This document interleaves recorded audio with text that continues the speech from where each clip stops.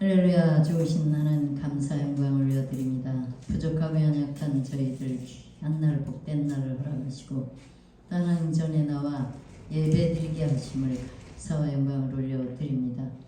부족하고 연약합니다. 하나님 함께하여 주시옵소서. 한 시간 함께하여 주셔서 하나님으로 인하여서 감사하며 찬양이 넘칠 수 있도록 축복하여 주시옵소서. 감사와 영광을 올려드리옵고 예수님 이름 받들고 감사드리며 기도 올려옵나이다. 아멘.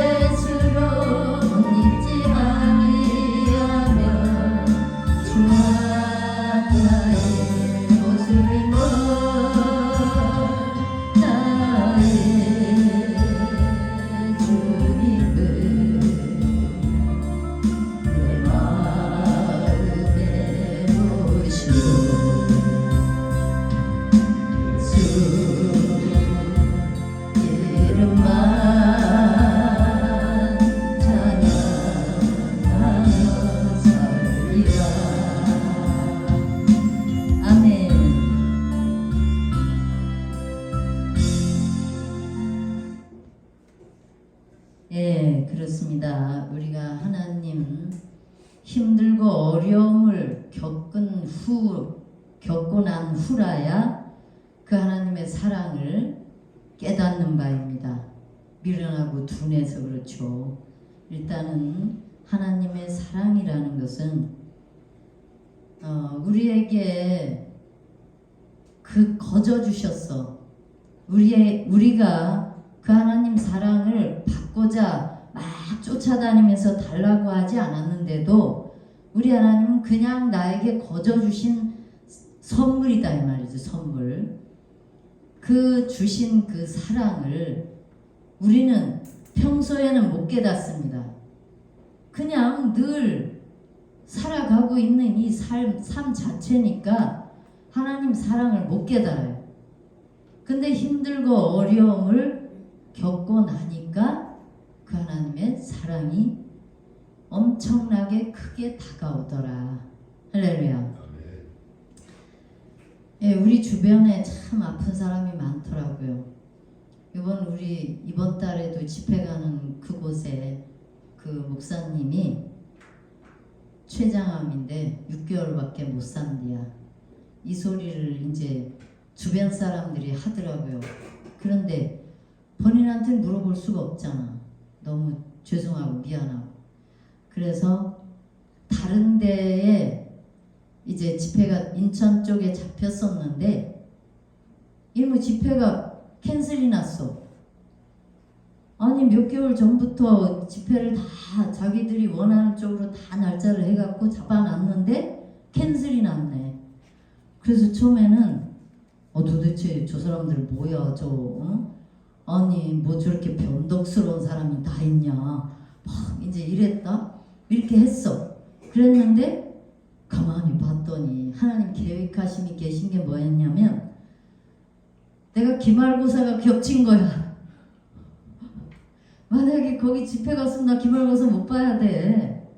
2주를 기말고사 보잖아요. 다음 주하고 그 다음 주하고. 그래서 아이고 하나님 은혜다. 이거 하나님 은혜다. 너무 이거 하나님 은혜다. 그럼 그렇지. 예.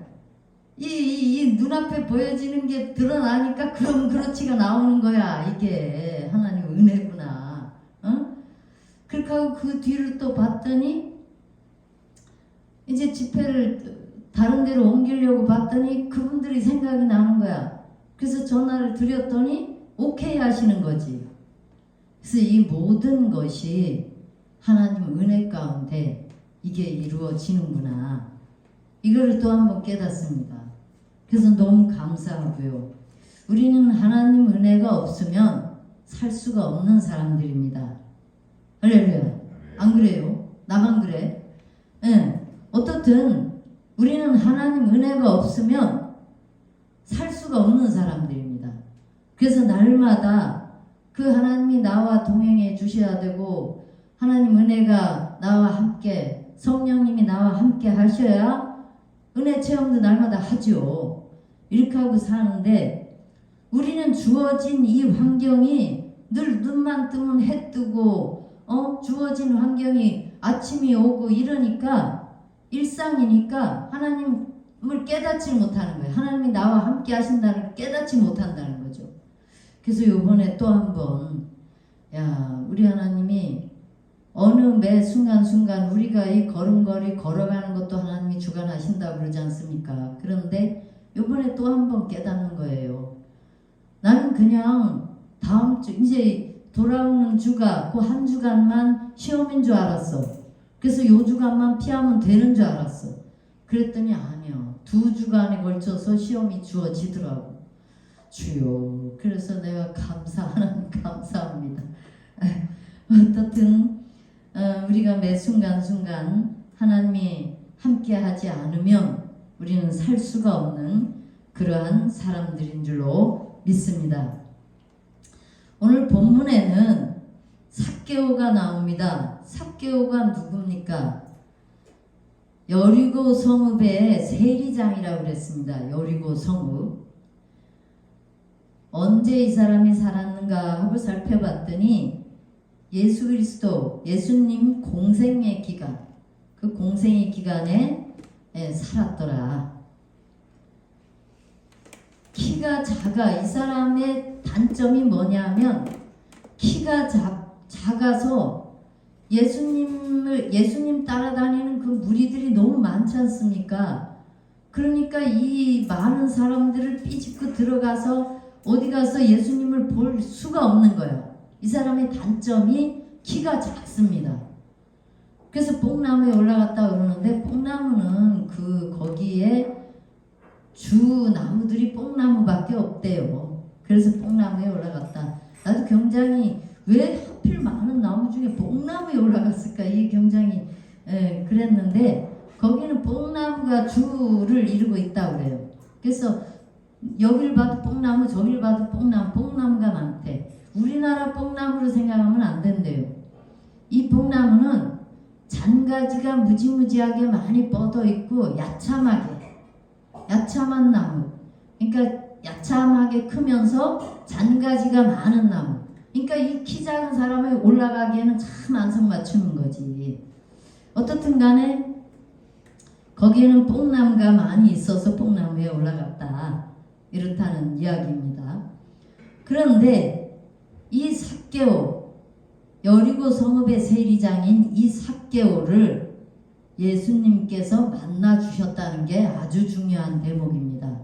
예수님이 왜 만나 주셨는가? 응? 왜 만나 주셨어? 왜 만나 주셨을까? 삭개오는 어떤 사람인가를 한번 함께 알아보면서 은혜를 나누고자 합니다. 오늘 본문의 주제는 변화의 삶이다 라는 주제로 함께 은혜를 나누고자 합니다. 오늘 본문 2절에 보면 나오고 있습니다. 삭개오라 이름하는 자가 있으니 세리장이요 부자라. 세리장이요 부자라고 했습니다. 직업은 여리고 성읍의 세리장. 거기에 덧붙여서 부자라고 했습니다. 부자. 부자는 어떻습니까? 돈이 많아요. 돈 많은 사람, 뭐 조금 있는 사람 보고 부자라고 안 하지 않습니까? 그죠? 돈이 어마어마하게 많은 사람 보고 부자라고 한다 이 말이에요. 그럼 그 부자라는 사람들의 삶은 어떠냐? 돈이 많으면, 돈 많은 사람은 뭡니까? 권력도 있어. 그죠? 권력도 가지고 있어요. 권력이 있으니까 돈도 많겠죠. 어떤 것에 원인이 있으니까 돈도 많다는 얘기죠. 이런 것이죠. 근데 어떻든 여리고 성읍의 세리장, 또 거기에 덧붙여 부자라고 했습니다. 그러면 여리고는 어떤 곳이냐? 여리고 세리장은 무엇을 하는 사람인가? 한번 알아보겠습니다. 여리고는 예루살렘으로 올라가는 길목이라고 했어요. 길목. 우리는 거길 가보지 않아서 뭐 어떤 형태인가 뭐 그건 잘 모르겠습니다만, 여리고를 올라가는 예루살렘으로 올라가는 길목에 위치한 곳이다 라고 되어져 있고요. 서쪽으로는 가이사랴, 또 이집트 남쪽으로 연결하는 교차로였다. 그 여리고라는 그곳이 교차로, 이쪽으로 가도 저쪽으로 가도 모두 이렇게 서로 왕래가 심한 그런 교차로인 그러한 곳이다 라고 되어 있습니다. 상당한 양의 교통량이 여리고를 통과하는 곳인데, 백길로도 육로로도 무역이 아주 활발하게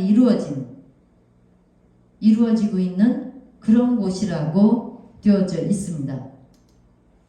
이곳에서 거래되는 물품들은 주로 뭐냐면 그 당시에 유황과 소금, 발삼, 향유 등 아주 가치가 높은 고가 제품들, 그런 상품들이 거래되고 있다고 해요. 그러면 이 고가 상품들이 나가고 들어오고 하는 이러한 이 여리고 지방에는 무엇을 어떻게 할까? 이 세리장이 세금 수익이 굉장히 많이 거둬들일 수가 있다는 얘기겠죠. 세금 수익이 아주 막대하게 되어져 있답니다. 그래서 삭개오는 이러한 곳에서 이러한 막대한 자금을 관리하는 세리 중에서도 우두머리인 세리장이다. 한마디로 세리장입니다. 당시 세리장은 원하는 만큼 세금을 부과하고 징수할 수 있는 권한을 가지고 있었대요. 그러니까 이거 엄청난, 그러니까 권력을 가진 거죠.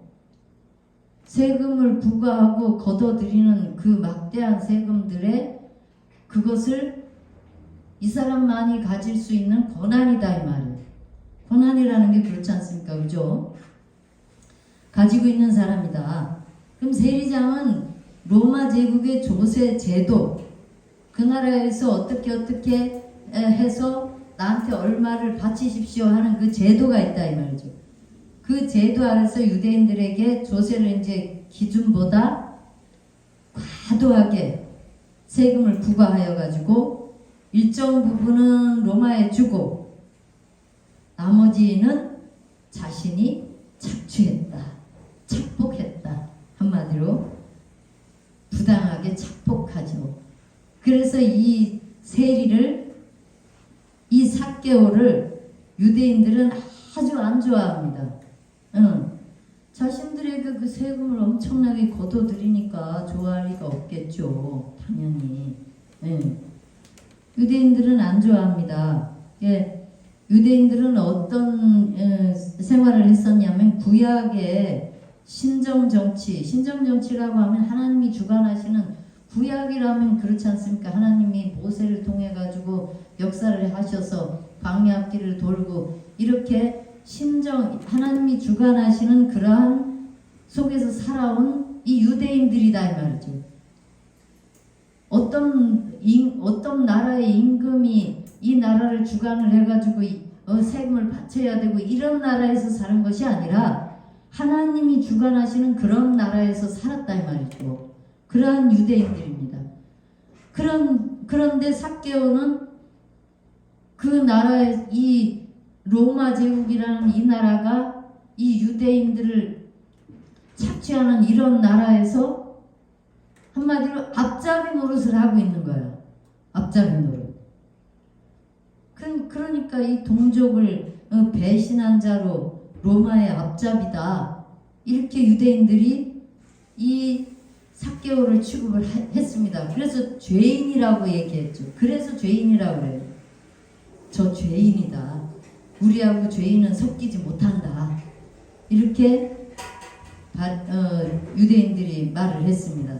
마태복음 22장 15절에서 22절까지에 보면 바리새인들이 예수님께 가이사에게 세금을 바치는 것이 옳으니까 옳지 않습니까? 하고 와서 질문하는 대목이 있지 않습니까? 그것도 이러한 사회 제도 때문에 그랬다고 해요. 이러한 사회 제도에 예수님이 걸려들어서 한마디로 올감해서 죄목을 올감해서 그 죄인 취급하려고 이 바리새인들이 그렇게 했더라는 거죠. 악용한 거죠. 예수님의 대답을 트집 잡아서 죄를 씌우려고 했던 거예요. 그래서 예수님이 말씀하셨죠. 마태복음 22장 21절에 보면 가이사의 것은 가이사에게, 하나님의 것은 하나님께 바치라. 할렐루야. 이렇게 말씀을 하셨어요. 그 당시 로마의 통치하에 있는 유대인들은 참 힘들게 살았습니다. 힘들게 살았어요. 어떻든 삭개오는 여리고에서 세리장으로 부자로 살고 있고 부자로 살았어요. 부자라는 이 대목이 굉장히 우리의 눈길을 끌게 하죠. 세리장이고 부자였다. 부자로 살면 부자인 사람들이 하나님 만나기가 쉬운가요? 이 말씀에도 보면 부자가 하늘나라 가기가 얼마나 어려운지, 낙타가 바늘길을 통과하는 것이 쉽겠다라고 이렇게 말씀이 나와 있어요. 그러면 얼마나 어렵다는 얘기야. 돈 많은 사람들이 하나님 만나기가 쉽지가 않다라는 뜻이겠죠. 그 부자 청년 하나가 나오지 않습니까? 부자 청년. 하나님께 와가지고 제가 어떻게 하면 거듭나겠습니까?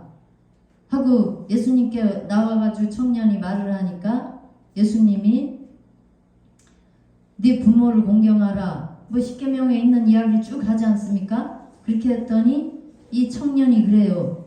저는 어렸을 때부터 그걸 잘 지켜온 사람입니다. 예수님께 그랬어요. 그랬더니 예수님이 바라보시고 뭐라고 하셨느냐? 내게 있는 것을 다 가난한 자들에게 나누어 주고 내게로 와라. 이렇게 말씀하셨어요. 그랬더니 이 부자 청년이 자기가 너무 가진 게 너무 많아. 그걸 어떻게 저 가난한 사람들에게 다 나누어 줄 수가 있겠는가. 자기 것을. 그렇게 하고 예수님께 구원을 받지 못하지 않습니까? 돈이 너무 많은 거야. 이유는 돈이 너무 많아. 돈이 너무 많아서 구원을 못 받은 거죠. 그런데 오늘 본문에 나오는 이 삭개오, 여리고 성에서 세리장이고 부자였다라고 지금 본문에 나와 있습니다. 세리장이고 부자였다. 그럼 권력도 있고 물질도 있어. 그런데 이 삭개오가 예수님이 이 여리고로 지나신다는 소문을 듣고, 소문을 들어, 소문을 듣고 만나고자 하는 마음이 생겼더라. 할렐루야. 만나고자 하는 마음이 생겼습니다. 지금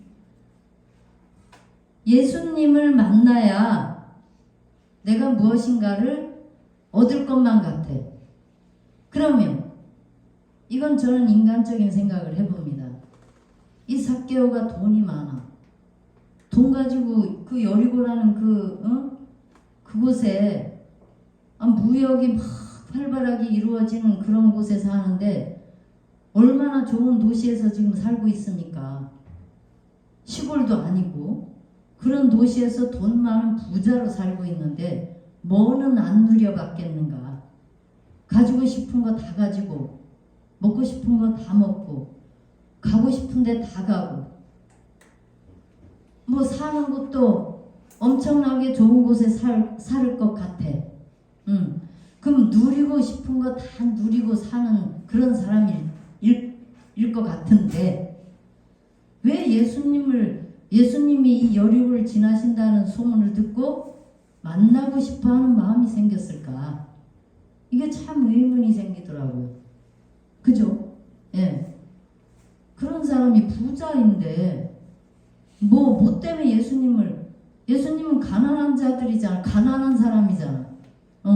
가난한 자들을 위해서 오셨고 병든 자, 눌린 자, 갇힌 자 그런 사람들을 위해서 잃어버린 양을 위해서 오셨는데 이 부자가 세리장이고 부자가 만나려고 해. 그러면 저는 인간적으로 이렇게 생각을 해봤어요. 이 삭개오가 평소에 마음속에 예수님이라는 분을 갈망하고 언젠가 내가 예수님을 좀 만나야 되겠다. 내가 이 살아가고 있는 이 삶이라는 게 처음에는 좋았겠죠. 처음엔 돈이 막 들어오고 부당하게 취하고 막 그러다 보니까 너무너무 좋아. 이 돈이 막 쌓이니까 좋겠지.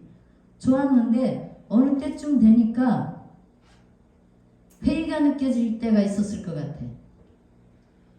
사람이 살아가는데 아무리 부를 누린다고 해도 회의가 느껴질 때가 있지 않을까요? 한 번쯤은 내 생각을 좀 해볼 때가 있을 것 같아. 아무리 뭐 많아가지고 여기저기 놀러 다니고 바쁜 생활을 한다고 해도 내가 한 번쯤은 생각해보는 시간이 있을 것 같다 이 말이죠.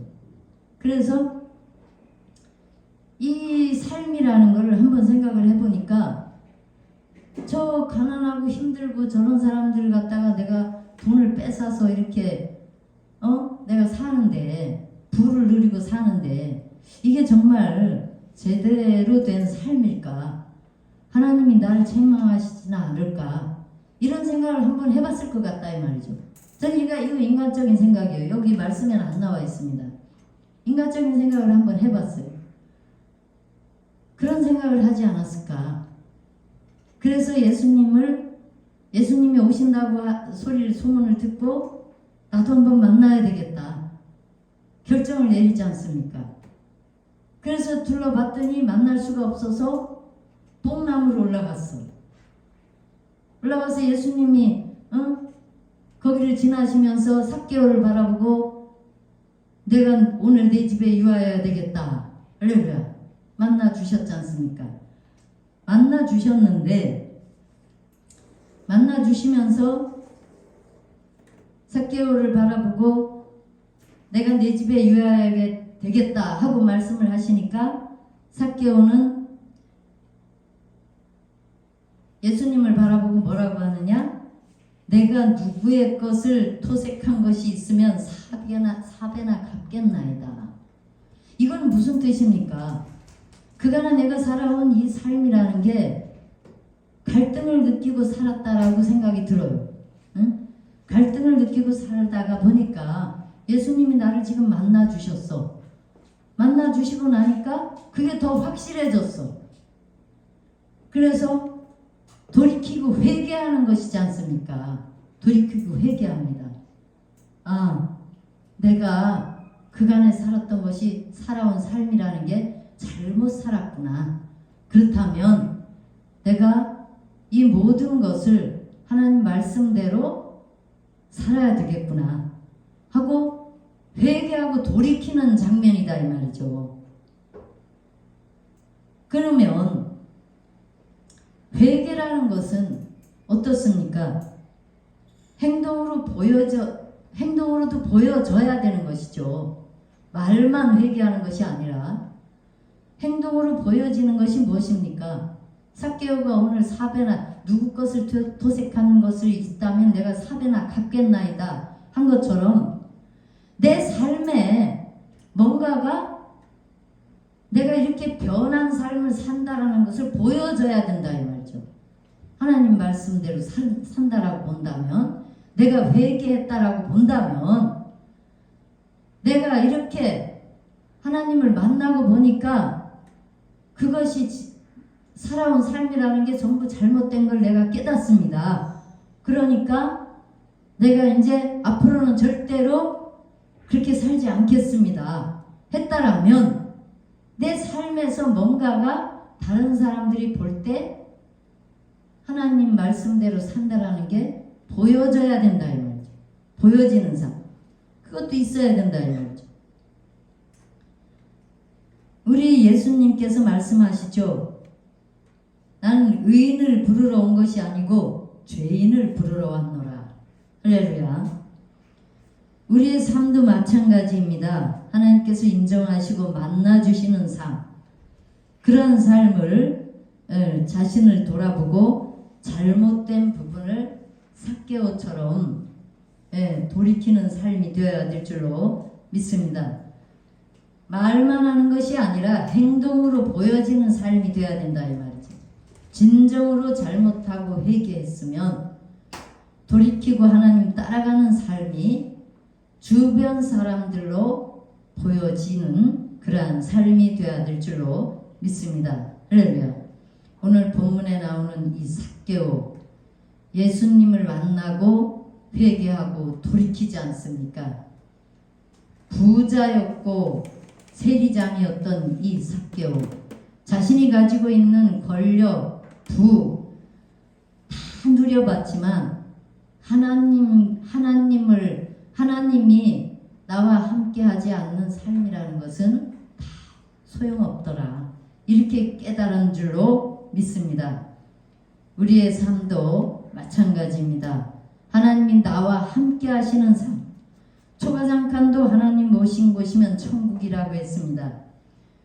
아무리 힘들고 어려운 삶이라고 해도 우리 하나님이 나와 함께하시는 삶은 부자입니다. 행복하고 즐거운 삶이 될 줄로 믿습니다. 항상 그 하나님이 나와 함께 하시는 삶, 그러한 삶을 살아들여서 승리의 삶이 되시기를 주님의 이름으로 축복합니다. 기도합니다. 할렐루야. 좋으신 하나님 감사 영광 올려드립니다.